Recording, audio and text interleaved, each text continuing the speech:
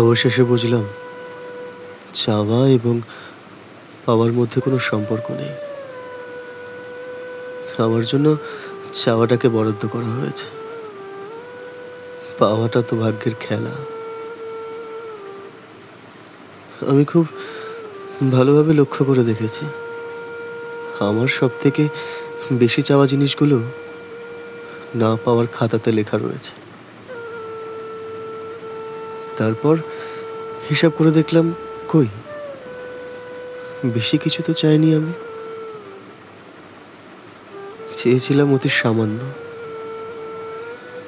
কিন্তু এই সামান্য চাওটুকু পূরণে ভাগ্যের কৃপণতা অনেক।